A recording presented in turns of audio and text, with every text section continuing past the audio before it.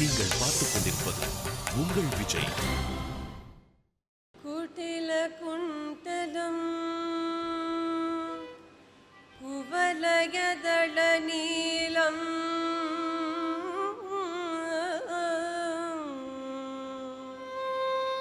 மதுர முரளீரவலோலம்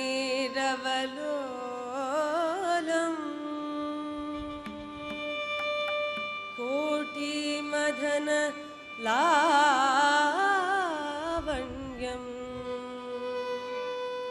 கோபி புண்ணியம் பஜாமி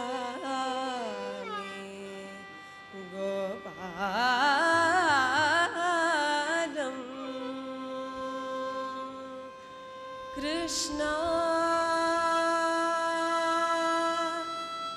முகுந்தா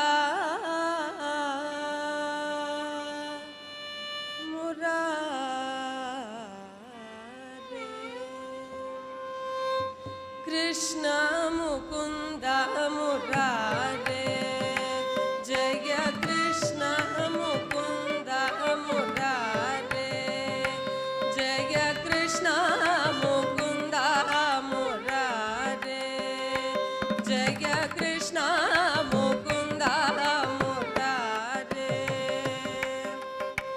करुणा सागर कमल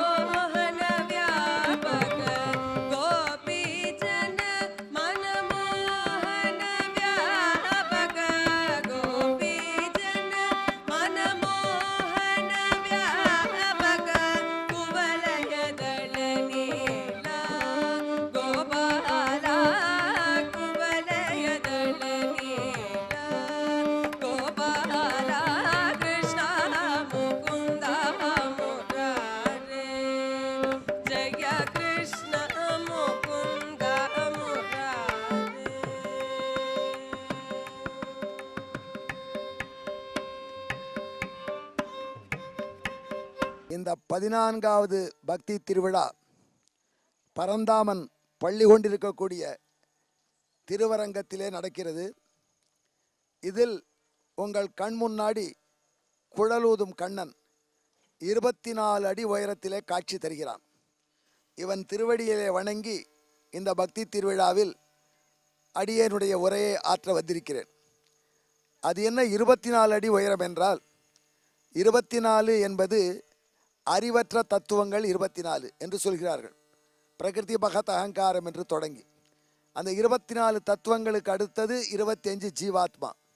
அந்த 25வது தத்துவமான ஜீவாத்மா அவன் வழிபடுவதற்கு அந்த 24 தத்துவங்களிலே ஆன ஒரு சிலை போல பகவான் தானே வந்து நிற்கிறதுனால 24 அடி உயரத்திலே நம் விஜய் தொலைக்காட்சி அன்பர்கள் இந்த கண்ணனை நம் கண் முன்னாடி கொண்டு வந்து நிறுத்தியிருக்கிறார்கள்.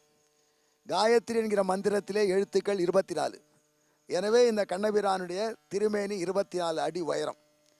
அந்த உயரத்தை பாருங்கள், அந்த கண்ணனுடைய புன்முறுவலை பாருங்கள், அவன் ஊதுகின்ற புல்லாங்குழலை பாருங்கள். நீல திருமேனி, பீதாம்பரம், நெடுமால் என்று உலகளந்த நெடுமாலின் காட்சி. கண்ணபிரான் புல்லாங்குழலை ஊதுகின்றான். ஊதுகின்ற கண்ணபிரானை வீட்டிலே வழிபட்டால் செல்வத்தை ஊதிவிட்டு போயிடுவான் என்று சிலர் மூட நம்பிக்கையில் சொல்வார்கள். அவன் ஊதுவது என்னவோ உண்மை. எதை ஊதுவான்? நமக்கு வரக்கூடிய தீங்குகளை, நமக்கு வரக்கூடிய துயரங்களை, நமக்கு வரக்கூடிய ஆபத்துக்களை. ஆகலாம் அவைகளை ஊதித்தள்ளக்கூடிய கண்ணபிரான், அந்த புல்லாங்கல் ஊதும் கண்ணபிரான் அவனுடைய திருவடி வாரத்திலே இருந்து வேதமே அவனை உத்வகும் சிவ ஏமிரே என்று அழகாக சொல்கிறது. எம்பெருமானே, நீ புல்லாங்குழலை இசைப்பது போல் என்னையும் இசைக்க வேண்டும். அவனுடைய புல்லாங்குழல் எவ்வளவு இனிமையாக என்று இருந்ததோ அப்படி என்னுடைய உரையும் இனிமையாக இருக்க வேண்டும். அப்படி நீ என்னை மீட்டி புல்லாங்குழலை மீட்டியது போல் அருள் செய்ய வேண்டும் என்று அந்த கண்ணனை வேண்டிக் கொண்டு இந்த பக்தி திருவிழாவில் உரையாற்ற தொடங்குகின்றேன். அன்பர்களே வணக்கம். தலைப்பு கொடுக்கும் பொழுது இந்த தலைப்பு எதை பற்றி இருக்கும் என்று மலைப்பு வரும்படியாக தலைப்பு கொடுக்கணும்னு ஒரு ஆசை. அது வரைக்கும் வெற்றி இருந்தாலும் இப்போ நான் உங்களுக்கு சொல்ல போகிறது ஒரு பெரிய வேதாந்த விஷயம். அதான் பண்ண போகிறேன்னு தெரியும்னு நினைப்பீங்க. அது ஒரு அடிக்குள்ளே அமுக்கி சொல்லணும். அதுதான் அந்த அடி ரொம்ப முக்கியமான அடி. சம்புபாத சரித்தர், இந்த பெயர் யாரும் கேள்விப்பட்டிருக்கீங்களா? சம்புபாத சரித்தர், சிவஞானவதி, இரண்டு பேர். இந்த பேர் நாம் கேட்கலையே நினைக்காதீங்க.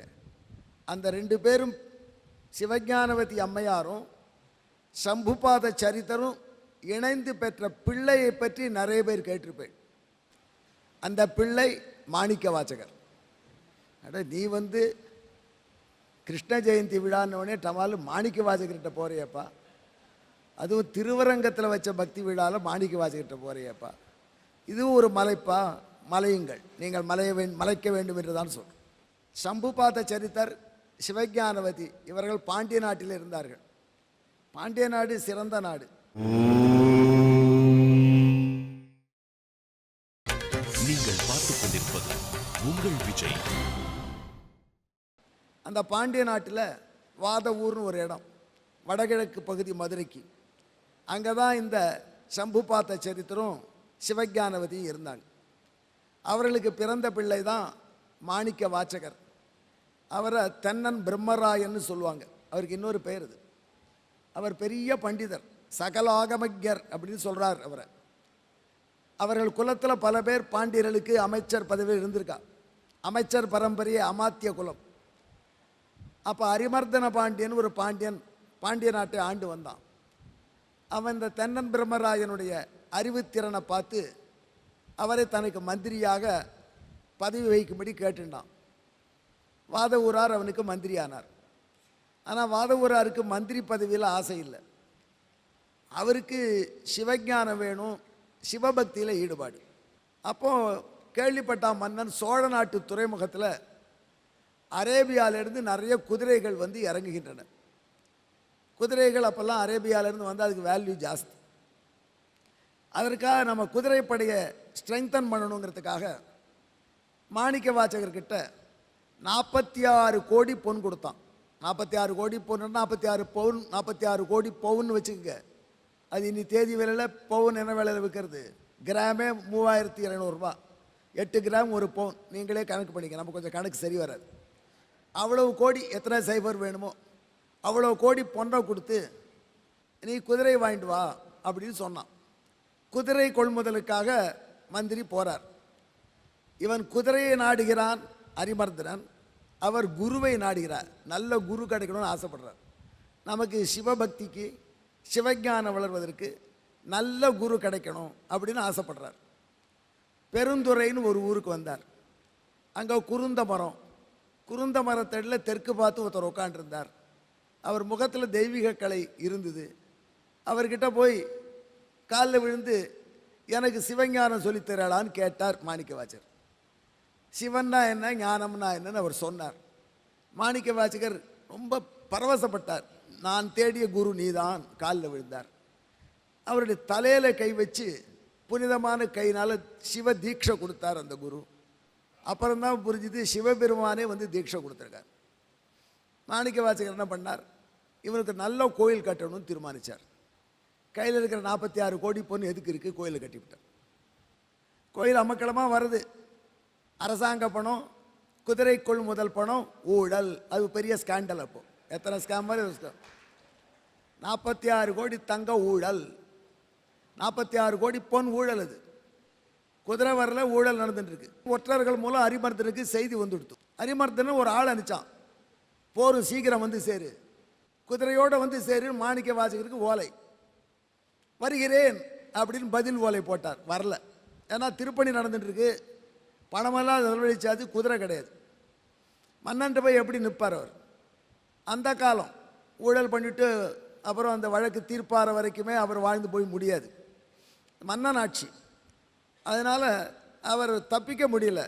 போலீஸ்காரன் அனுப்பிச்சுட்டான், உடனே வர சொல்லு மாணிக்க வாசகர், குதிரைகளோடு வர சொல் அப்படின்னு. இவர் குதிரைகள் கொள்முதல் பண்ணியிருக்கேன், விரைவில் வருகிறேன் அப்படின்னு ஒரு ஓலை கொடுத்துட்டு தலையில் கையை வச்சு குருதேவர் தீட்சை கொடுத்தாரு. இப்படி நான் தள்ள கை வச்சு மாட்டி விட்டியா? தலையில் கை வைக்கிற ரொம்ப பேர் இருக்காங்க, நீயும் அப்படியா? நான் என்ன செய்வேன்? உனக்கு கோயில் கட்டினேன், மன்னன் குதிரை கேட்குறான், எங்கே போவேன்னு கதறினார். உடனே பரமசிவன் சொன்னார், ஆவணி மாதம் மூல நட்சத்திரத்தில் குதிரையோடு வரேன்னு சொல்லு. அதை நாள் குறிப்பிட்டார். ஆவணி மாதம் மூல நட்சத்திரத்தில் குதிரைகளோடு என்னுடைய ஆள் வருவான்னு சொல்லி மன்னன்ட்ட போயிடு. உன்னை நம்பலாமான்னு கேட்டார். ஏன்னா என் குருவை நம்பாமல் யார் நம்ப போகிறப்போ? வாதவூரார் ஆவணி மாதம் மூலத்திலே குதிரைகள் வரும் மன்னன்ட்ட சொல்லிட்டார். ஒற்றர்கள்லாம் சொல்கிறா குதிரை வரத்துக்கு சான்ஸே கிடையாது, உங்களை ஏமாற்றிட்டு இருக்கார் அப்படின்னு மன்னன்ட்ட சொல்கிறா. மன்னன் பொறுவுங்கிறான். ஆவணி மூலம் வருமோ இல்லையோ, அதுக்கப்புறம் பிடிச்சிக்கலாம். அவர் ஆவணி மூலம் வந்தது. மன்னன் பார்க்குறான், ஒரே குதிரைகள், ஆனந்தமான காட்சி. ஒவ்வொரு குதிரையும் பார்த்தா ஜாதி குதிரை. மன்னனுக்கு குதிரை சாஸ்திரம் தெரியும். அற்புதமான குதிரை. அரண்மனை வாசலில் குறுந்தாடியோட ஒரு அரேபிக் ஷேக் வந்து விற்கிறார். இப்போது நீங்கள் மதுரை மீனாட்சி அம்மன் கோயிலில் இந்த திருவிளையாடல் விசேஷமாக நடக்கும். அந்த கை மாற்றிக்கிறதுன்னு பைக்குள்ளே கை போட்டு பேசணும்.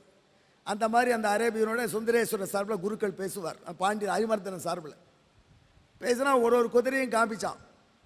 அவன் சொன்னான், அரிமர்தனா உனக்கு தமிழ் தெரியுமா, சமஸ்கிருதம் வருமானு கேட்டான். நமக்கு எல்லா மொழியும் தெரியும்னு அரிமர்தனன். சமஸ்கிருதத்தில் குதிரைக்கு என்ன பேர்னு கேட்டான். பல பேர்கள் இருக்கு, சொல்ல. அஸ்வம் அப்படின்னா. அஸ்வம்னா என்ன அர்த்தம் தெரியுமான்னா? தெரியலையேன்னா. அஸ்வம்னா குதிரைன்னு தெரியும், என்ன அர்த்தம்னா எப்படி வந்து அந்த பேர் தெரியுமான்னா? சான்ஸ்கிரிட்டில் ஸ்வஹான்னா நாளைன்னு அர்த்தம், அஸ்வஹானா நாளை இருக்காதுன்னு அர்த்தம். அதெல்லாம் இன்றைக்கே நல்லா பார்த்துக்கோ இந்த குதிரையை. இது அவ்வளோ உயர்ந்த குதிரை, நன்னா பார்த்துக்கோ. நீ கொடுத்த 46 கோடி பவுனுக்கு இவ்வளோ குதிரை கொண்டு நிறுத்தியாச்சு. இனிமேல் குதிரையை பத்திரமா வச்சுக்க வேண்டியது உன் பொறுப்பு. ஒன்று இந்த மந்திரி மாதிரி ஒரு மந்திரியே கிடைக்க மாட்டார், அவருக்காக நாங்கள் இவ்வளோ குதிரை கொண்டு வந்தோம் அப்படின்னு. இந்த மந்திரியை கேட்டான், நாளைக்கு இருக்காதுன்னு சொல்கிறாரு, என்ன அர்த்தம்னு கேட்டான். அவனுக்கு சமஸ்கிருதம் அவ்வளோவா வராது. இவர் சொல்கிறார் மந்திரி, அவருக்கு எல்லாம் தெரியும். சான்ஸ்கிரிட்டில் ஸ்வான்னா நாய்க்கு பேர், நாய் மாதிரி இருக்காது, ஆகையினால அஸ்வகான்னு குதிரைக்கு பேர். இந்த ஆள் எங்கேயோ அரவுர சமஸ்கிருதம் சொல்கிறான், நீ பயப்படாது அப்படின்ட்டு. சரின்னா ராஜா கட்டில் குதிரை லாயத்தில் கொண்டு கட்டுங்கள் குதிரையன்னுட்டான். கட்டியாயிடுத்து. வாதவூராருக்கு ராஜ மரியாதை பண்ணி ஒற்றர்களை திட்டினான். உங்களுக்கு சரியான விவரமே சொல்ல தெரியல, உங்களை நம்பினா ஆட்சி கவுந்துடுது அடிக்கடி, சரியான மகிழ்ச்சி சொல்ல வேண்டாமா அப்படின்னு சொல்லி அவர்களை திட்டி வாதவூராருக்கு விருந்து பண்ணி அவர் அனுப்பிச்சிட்டான். இரவு அந்த குதிரைகளும் தன் படைகள் ட்ரைனிங் எடுக்க போகிறதையும் சோழர்களையும் சேரர்களையும் எதிர்க்க போகிறதையும் அப்படியே கனவுல காட்சி கண்டு அரிமர்தனன் படுத்திருக்கான். ராத்திரி ஒரே நெறி ஊழையிடுது. ஏன்னா அரண்மனைக்கு பேரில் இப்படி நெறிகள் ஊழையிடுமா அப்படின்னு அரிமர்தனன் அரண்டு போனான்.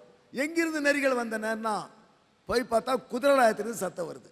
பார்த்தா அத்தனை குதிரைகளும் நரியா இருக்கு, பரிகள் அனைவும் நரிகளாக மாறின. இது என்ன ப்ராப்ளம்னா, பழைய குதிரையை வேற கடிச்சு விடுத்தலாம், அதுவும் போயிடுது, உசுறு விட்டு இருந்த குதிரைப்படியும் போயிடுத்து மன்னனுக்கு. ஏதோ மாயஜால வித்தை பண்ணி என்னை ஏமாத்தி விட்டான் மாணிக்க வாசகர், கொண்டாவனை அப்படின்னு கடுங்காவலில் போடுன்னுட்டான். 46 கொடு, பொண்ணை கொடு, இந்த போன குதிரையை கொடு, இல்லைன்னா கடுங்காவல் சிறை. அமைச்சராக இருந்தார், நேற்று சாயங்காலம் விருந்து, இன்றைக்கு மறுபடியும் சிறை போட்டான். மக்கா ரொம்ப மாணிக்க வாசகர் ரொம்ப கஷ்டப்பட்டு சிவபெருமான்ட்ட கேட்டார், என்னையே இப்படி படுத்துற, குதிரை வராதுன்னு சொல்லி ஒரே தண்டனையாக இருக்கும். அதை நரிகளை பரிகளாக மாற்றி அதை மறுபடியும் நரியாக மாற்றி இப்படி என்னை கஷ்டப்படுத்துவதற்கு என்ன காரணம் அப்படின்னு பகவான் அவர் பக்தியோட சிவபெருமான் கேட்கிறார். நீங்கள் பார்த்துக் கொண்டிருப்பது உங்கள் விஜய். அரிமர்தன பாண்டியர் அமைச்சரை ஜெயிலில் போட்டான்னு ரொம்ப பேருக்கு வருத்தம். வேதம் படித்தவர், அவரை தப்பு பண்ணினாலும் ஏதாவது சஸ்பெண்ட் பண்ணியிருக்கலாம், அல்லது தீவாந்திரத்துக்கு நாட்டை விட்டு அனுப்பியிருக்கலாம். சிறையில் போட்டு துன்புறுத்தக்கூடாது, அது நாட்டுக்கு நல்லதில்லை அப்படின்னு சில பேர் பேசிகிட்டு இருந்தா. அது நல்லது இல்லைன்னு உறுதியாகிடுது. அடுத்த வெள்ளம் வைகையில் வெள்ளம் புறணுது. வைகையில் வெள்ளம் வருது இப்போ கொஞ்சம் கஷ்டம், அந்த காலத்தில் வரலாம் போல இருக்கு. ஒரே வெள்ளம், வைகைக்குள்ளே கங்கை வந்து விடுத்துனா யாரும் அப்படி வெள்ளம் பரவித்து. வெள்ளம் பரவினா மதுரை நகருக்குள்ள ஜலம் வருது. ராஜா என்ன செய்யறது, உடனே தண்டோரா போட்டான். ஒவ்வொரு வீட்டிலேருந்தும் ஒரு ஆள் வந்து கரையை அடைக்கணும். தெரிஞ்ச கதை தானே சொல்றீர். அடுத்த அடின்னு அதுக்கு என்ன சம்பந்தம் அப்படின்னா, முதல் அடி விழுந்தா தானே அடுத்த அடி புரியும், அதுக்காக சொல்கிறோம். கரையை கட்டு. ஒரே ஜனங்கள் உற்சாகமாக ராஜா உத்தரவோட ஒவ்வொரு வீட்லேயும் ஒருத்தர் அனுப்பணும், கம்பல்சரி உத்தரவு. அப்படி ஏற்பாடு பண்ணி ஒவ்வொரு வீட்லேயும் இளைஞர் இருக்கான், மண் வீட்டை எடுத்துகிட்டு போகிறான், கரையை உயர்த்துறான். வெள்ளம் லெவல் ஏற ஏற ஊருக்குள்ளே வராமல் இருக்கணும். அப்படி கரைகள் ஏறிக்கொண்டே வருகின்றன. ஒவ்வொரு வீட்டுக்கு ஒரு பகுதின்னு ஒதுக்கியிருக்கா. அதில் ஒரு கிழவி, வந்தின்னு பேர் அவளுக்கு. அவள் பிட்டு விற்று பிழைக்கிறவள். அந்த காலத்துலேயும் கேன்டீன் உண்டு. அவளுக்கு ரோட் சைடு ரெடி, அதுக்கு என்ன பேர் சொல்லல, அதனால் தயார் உணவு ரெடியாக இருக்கும். அவள் பிட்டுக்கு ரொம்ப வேல்யூ ஜாஸ்தி. அது பிட்டு பண்ணி அதை அப்படியே உருண்டையாக பிட்டை கப்பாக எடுத்து கொடுக்கணும். சில சமயம் அது பிடிக்க வராது, உதிர்ந்து போயிடும். அப்படி உதிர்ந்து போகிற பிட்டு தனியாக எடுத்து வச்சு விற்க முடியாது. இந்த பிட்டை அப்படியே கேக்காக பண்ண பிட்டை தான் விற்போம். அது இல்லாமல் கொடுத்தன நடத்துகிறா. கிழவி, உறவினர் யாரும் கிடையாது.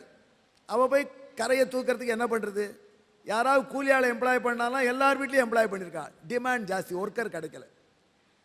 போலீஸ்காரன் கேட்குறான், வந்து ஏற்கனவே வீட்டில் ஓசி பிட்டு சாப்பிட்ட போலீஸ்காரன் விடுறானப்போ, இவ்வளோ பிட்டு சாப்பிட்டாலும் ஆள் எங்கே, இன்னொரு 10 பிட்டு கொடுத்தாலும் முடியாது, ஆள் அனுப்பணும்னா ராஜா வந்து செக் பண்ணுவான்னுட்டான். ஆள் இல்லையேன்னு கதறினான். அவன் கதறினவாறே ஒரு ஆள் வந்தான், வாட்ட சாட்டமான ஆள். யாரோ திரைப்படத்தில் பாடுறது, சின்ன யானை நடைய தந்தது, தேக்கு மரம் உடலை தந்ததுன்னு. அந்த மாதிரி தேக்கு மரம் உடம்பு. ஆனால் பார்த்த உடனே நல்லா வேலை செய்வான்னு சந்தோஷப்பட்டா வந்தி. அம்மா, நான் அந்த கரையை அடைக்கிறேன், எனக்கு கூலி கொடு. எவ்வளோ காசு கொடுப்ப கூலி? 500 ரூபா ஒரு நாளைக்கு இப்போ ரேட்டு. கொல்லு வேலைக்கு போனான். சாதாரண பிஇ படிச்சுட்டு 8000 ரூபா சம்பளத்தில் இருக்கார், சேல்ஸ் இன்ஜினியராக ஒருத்தர். ஆனால் கொல்லு வேலை போகிறவங்க 500 ரூபாய் ஒரு நாளைக்கு சம்பளம். இப்போ சென்னையில், உங்கள் ஊரில் எவ்வளோ தெரியாது, எல்லாம் தாறுமாறாக இருக்குது நாட்டு நிலவரம். அந்த காலத்துலேயே அதே ப்ராப்ளம். எவ்வளோ தர கூலின்னு கேட்டான். அவன் சொன்னால், எனக்கு அன்றைக்கி பிட்டு வந்து அதைத்தான் விற்று நானே சாப்பிடுவேன், உனக்கு எப்படி கூலி தருவேன், வேணா எனக்கு உதிர்ந்த பிட்டெல்லாம் உனக்கு கொடுக்குறேன், இங்கே உட்காந்து சாப்பிடு அப்படின்னா. சரி அப்படின்னு ஒத்துட்டான். கொஞ்சம் பிட்டு கொடு சாப்பிடு, சாப்பிட்டுட்டு வேலைக்கு போகிறேன், கையில் கொஞ்சம் கட்டி கொடு, உனக்கு நான் கரையை அடைச்சி தரேன். உதிர்ந்த பிட்டு கொடுத்தா போகிறேன் கிழவி அப்படின்னு உக்காண்டான். ஒரு பிட்டை பிடிச்சா எல்லாம் ஊந்து போயிடுது. உதிர்ந்த பிட்டெல்லாம் எனக்குன்னு வாங்கி வாங்கி சாப்பிட்டே இருக்கான். அவன் பார்த்தா இனிமேல் சரிப்பட்டுறாது, மீதி உதிர்த்தி நீயே எடுத்துன்னு போயிடுன்ட்டான். அந்த உதிர்ந்த பிட்டை மூட்டை கட்டின்ட்டு வைகை கரைக்கு வந்து அந்த வேலையாள் பெரிய மண்வெட்டி எடுத்து அங்கேருந்து தூக்கி ஒரு பிடி மண்ணை போட்டான் கரையில். பக்கத்தில் படுத்து நல்லா தூங்க ஆரம்பிச்சிட்டான். நடுவில் எழுத்து கொஞ்சம் பிட்டு சாப்பிடுவான், மறுபடியும் தூங்குவான். ஏய் அடா கரையண்ணா, கரையை அடித்தா மட்டும் வெள்ளம் வராமல் போகுமா? அநியாயமாக அப்பாவியான வேதம் படித்த மந்திரியை ஜெயிலில் போட்டிருக்கிற ராஜ்யத்தில் ஏன் வெள்ளம் வராது அப்படின்னு வேற எதிர்கட்சி வாதம் பண்ணுறான். போலீஸ்காரெல்லாம் தாங்கலை, ஏழை கூடமாக பேசுகிறான் இவன். அதுக்குள்ளே அரிமர்தனை சூப்பர்வைஸ் பண்ண வந்து நேரம் வந்துட்டான். அவனை ஒவ்வொரு கரையாக செக் பண்ணுறான், ஒவ்வொரு ஒதுக்கிற பகுதி. இது வந்திக்கு ஒதுக்கி, இது வழியாக வெள்ளம் வந்து கொடுத்தனா யார் இது அடைக்கலை, அது ஒருத்தன் படுத்துன்னு பாருங்க. ஒரே ஒரு பிடி மண்ணை போட்டான் மண்வெட்டியில் எடுத்து, அப்புறம் போய் படுத்துட்டான். படுத்துட்டா சாமி தூங்குறான். ஏண்டா தூங்குறேன்னு கேட்டா அவன் சொல்கிறான், இதை பாதுகாக்க வேண்டிய மண்ணை நெறி தவறிட்டான், அப்படி அதனால தான் ஊரில் வெள்ளம் வருது அப்படின்னு உங்களை போட்டு கொடுக்குறான், உங்களை பற்றி வைக்கிறான் அப்படின்னு தங்க ஆத்திரந்தீர மன்னன்ட்ட கம்ப்ளைண்ட் பண்ணினான். அப்படியான ஒரு பெரம்ப கையில் எடுத்துட்டான். அரிமர்தனை வந்தான், படுத்துட்டு இருக்க பார்த்தான், எழுந்துருன்னா அசையலவன். மன்னன் வரான்னு ஒரு பயம் வேண்டாம். அந்த ஆத்திர அரிமர்தனுக்கு பலாறு முதுகில் அந்த பெரம்பால ஒரு அடி அடித்தான். அந்த அடி அது. அந்த அடி என்ன ஆச்சு அப்படின்னா பரஞ்சோதி முனிவர் திருவிடையாளர் புராணத்தில் அந்த அடி ஆனை மேல் பட்டது. விருது யானை கத்தித்து. ராஜாவுடைய பட்டத்து யானை இருக்கிறது. யானை பட்டத்தில் உள்ள அத்தனை யானைக்கு அடி அடிபட்டது வந்தியின் கூலியாள். ஆனால் கத்தினது யானைகள், குதிரைகள், சேவகர்கள், கரையாடிச்சுட்டு இருக்க அத்தனை பேர். மன்னன் அடிச்ச மன்னன் ஐயோ என்னை யாரோ அடிக்கிறாள்னா அடுத்த விட ஆளை காணும். இத்தனை பேர் மேலேயும் அடிபட்டது. ஒருவர் பாக்கி இல்லாமல் அனைத்து பேருக்கும் அன்றைய தினம் அடி முதுகல நம்மளுக்கு கூட விழுந்திருக்கும். அப்படிதான் மதுரை கிளம்புக புலவர் பாடுறார். அன்று நாம் அடிபட்டமே மதுரை மன்னன் பிரம்படி பட்ட போது. இவருக்கு பிரம்படி பட்ட போது எல்லாருக்கும் அடி இருக்கு. அந்த அடி அனைவருக்கும் பட்டது. எல்லார் மேலேயும் சுரி சுரின்னு அடிச்சுது. மன்னனும் அந்த அடி தாங்க முடியாம வந்த கூலியாள் யாரும் புரிஞ்சுட்டான். அடுத்த வினாடி வானத்தில் சுந்தரேஸ்வரர் காட்சி அளித்தார். மதுரை கடவுள். அவர் சொன்னார், அடிச்சுட்டேன்னு வருத்தப்படாத, நீ அடித்ததையும் நான் அர்ச்சனை மாதிரி ஏற்றுக்கிறேன். ரொம்ப கோயிலில் அர்ச்சனை பண்ணுறவங்க அடிக்கிற மாதிரி அர்ச்சனை பண்ணுறாங்க, நீ அடித்தது அர்ச்சனை மாதிரி தான் இருக்கு, சந்தோஷம்தான் எனக்கு அப்படின்னு சொல்லி இந்த வள்ளத்தை வடிய வைக்கிறேன், வாத ஊராரை விடுவிச்சுடு, உனக்கு ரொம்ப நாளாக குழந்தை இல்லை, அவர் மந்திரியாக உனக்கு இருந்த அனுகிரகத்தினால உனக்கு நல்ல குழந்தை பிறகு ஆசீர்வதிக்கிறேன். 46 கோடி ஊழலை ரைட் ஆஃப் பண்ணி